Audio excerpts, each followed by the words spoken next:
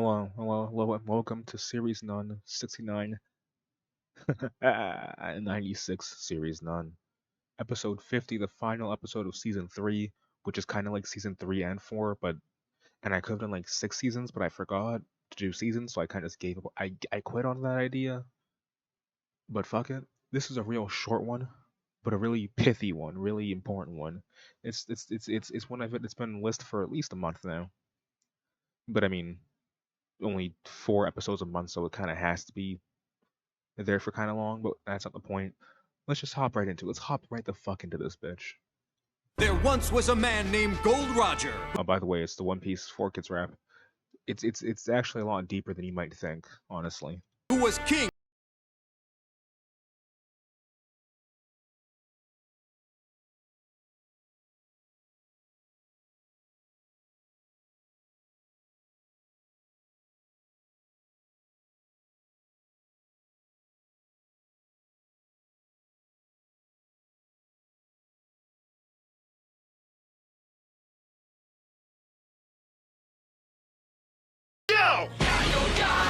Alright, right there. Right, that first yo, like you have to immediately understand. You have this, bright, beautiful narrative, all these friendly pirates coming together. Yo! And then yo, and immediately you get shot in the face with a cannon. And that's important because it's trying to wake you up from your dreams of this being such a nice little narrative and throwing you right into the reality of it, which is cannons firing and burning ships, people dying. And then you have it right there, the first line, dreaming. Dreaming. And despite the reality and how cold and cool it can be, it's trying to tell you that you can't just, even if dreaming is hard, you have to dream, because if you don't dream, you won't make it. Let's continue. Don't give it up so long. Don't give it up now, man. Don't give it up, give it up, give it up, give it up, give it up. And you can notice right there. Don't give it up, Lupe. Hold on, just don't give it up so wait. Don't give it up now, man. Don't give it up. Right here.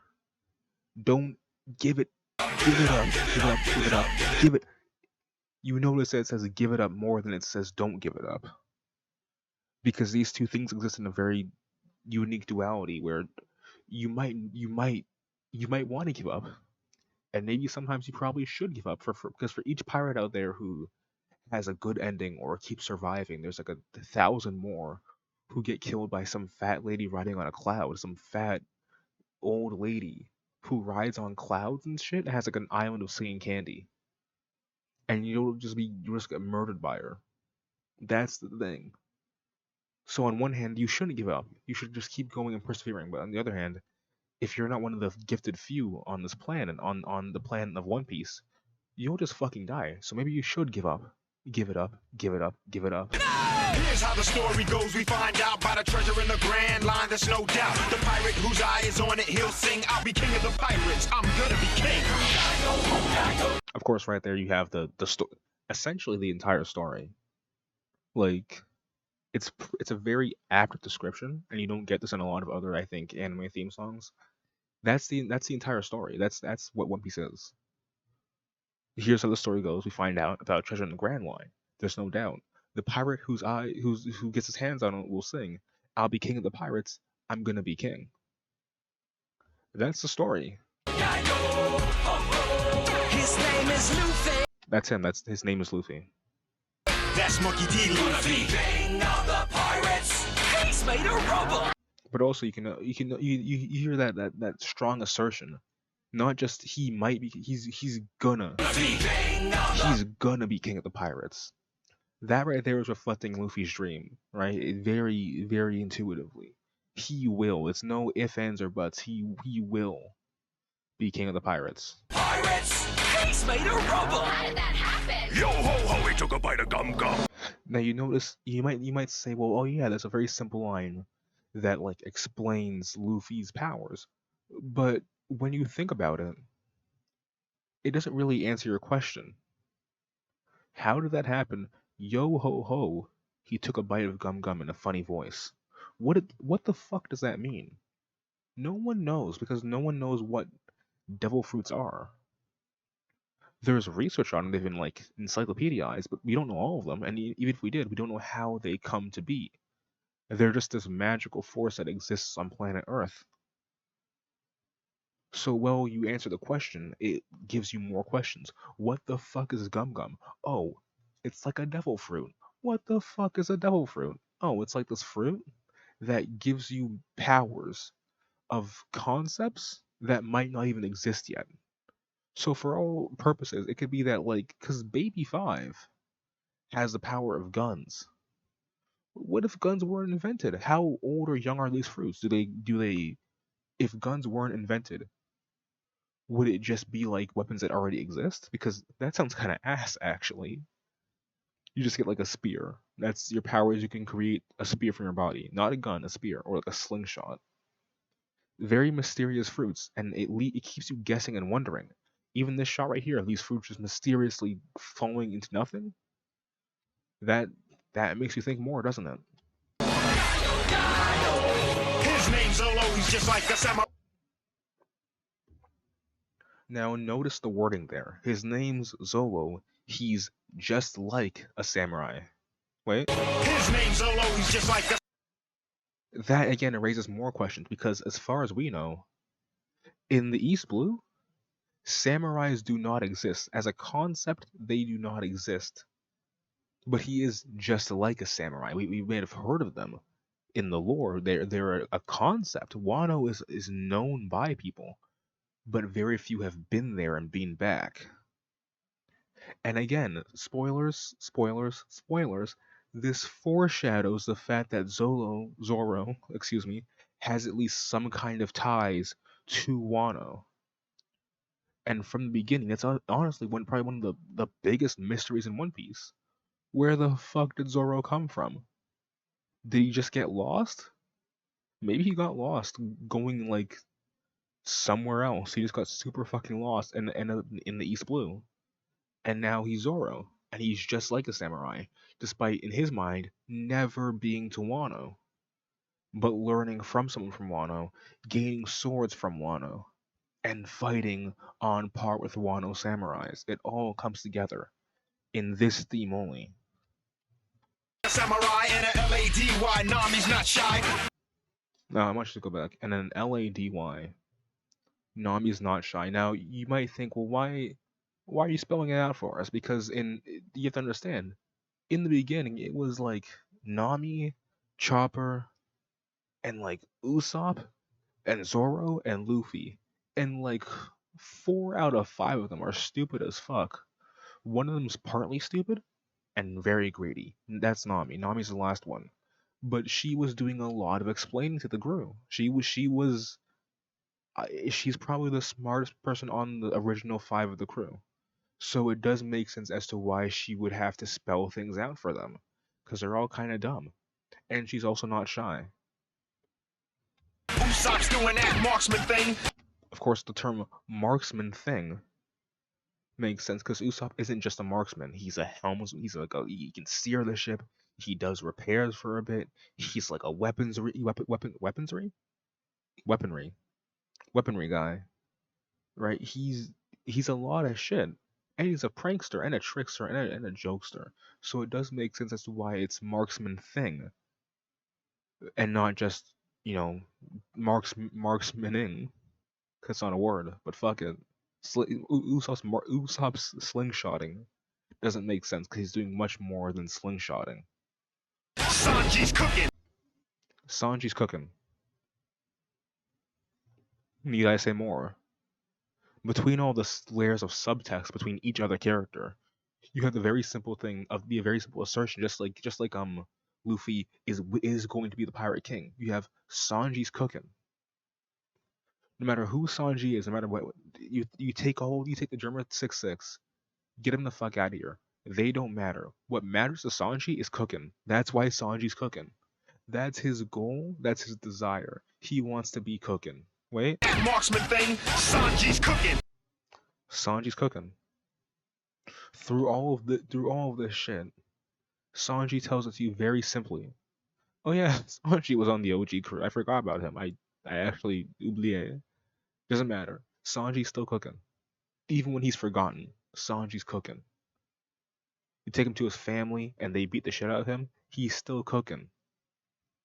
He's being chilling. He's always gonna be cooking. Like say what you want about him, but Sanji's cooking. Ain't no cap. There's no capping there. That's it's that simple. It's that it's that simple. Chopper's doctor. Now you see Chopper's doctoring, very simple, double-sided meaning. Chopper is doctoring as in he's doing doctor stuff, obviously. But also doctoring in a as a synonym for like fraud or like creating information, lying. And a big part of Chopper's character is that he had to go through a period where he felt like a fake and a fraud of a doctor, and he had to really train to become a fully fledged doctor. So that thing about Chopper doctoring, it plays into his imposter syndrome. Despite the fact that he is a very talented young doctor, he still feels at times that he has to doubt himself and that he's not really a doctor but a fraud, someone who doctored his credentials. You see, all of these lines tell you so much about the characters in so little words, and that's honestly the best part about it.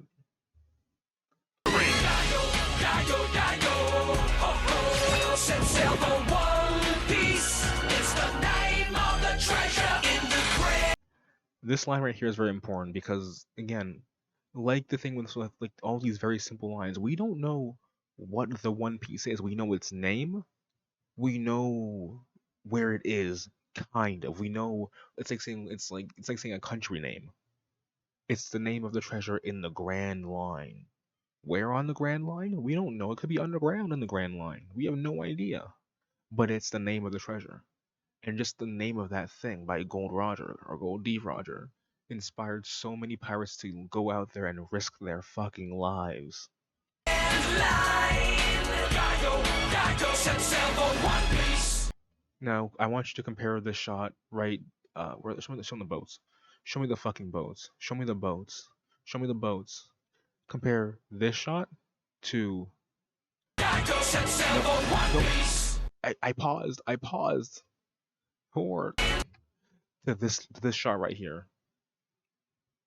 On the setting sun, you have a couple of late bloomers. That is the Straw Hat Pirates. Right? They go with the setting sun. They are the last to leave, but yet they are still outstanding in their abilities and prowess and just affection for each other. And that's what makes them stand out among all the rest. That's why they don't have to be in you can even compare it right here. But in this shot, True. the early morning, sun up in the sky right around here or something, to the ones who left late. Yet who was gonna say that the Straw Hats aren't the best crew out there? That's my point. That's my fucking point. So, people give this theme a lot of shit, but honestly, it's not warranted.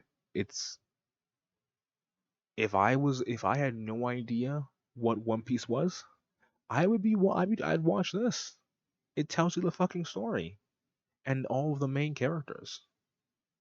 Quite simply, it's objectively better.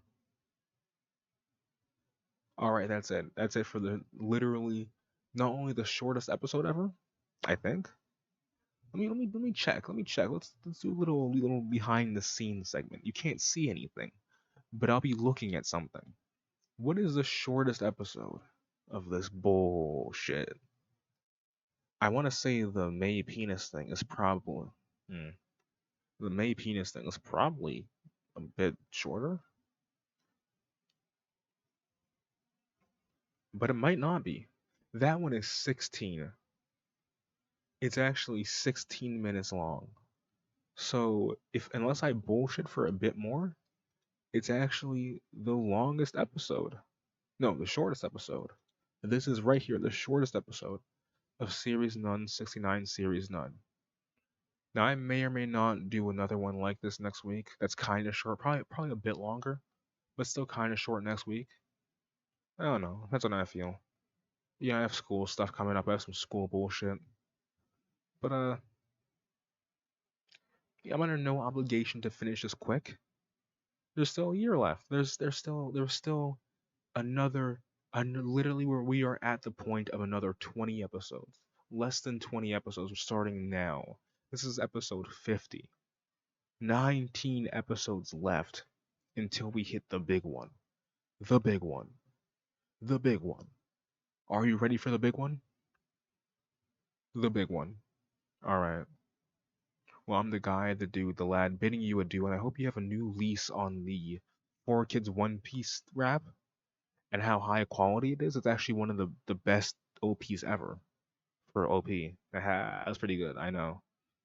And I'm the guy, the dude, the lad bidding you an adios and au revoir, and a oh wait, my name, Zentification on Twitch, Scumbag on YouTube with a Z for both, and watch Perry Caravello in Smiling Friends, where you can play Simon S. Salty. Bye. Simon S. Salty. Bye.